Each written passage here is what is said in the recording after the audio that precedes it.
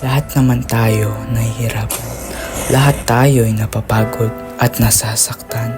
Ang pagkakaiba lang, hindi lahat sumusuko. Yung iba lumalaban.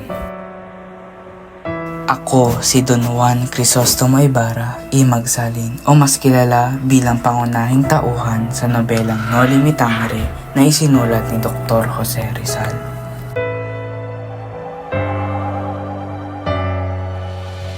Ako ang anak ng pinakamayamang individual sa San Diego na si Don Rafael Ibarra. Kilala rin ako bilang isang binatang nag-aral sa Europa at nangarap na makapagpatayo ng paaralan upang matiyak ang magandang kinabukasan ng mga kabataan ng San Diego. Ngunit may mga prailing sakim at makasariling naging sagabal sa aking mga plano na naging dahilan kaya't itinakwil ang aking ama bilang erehe at pilibustero. At dahil doon, may galit at paghihiganti na nabuo sa aking pag-iisip.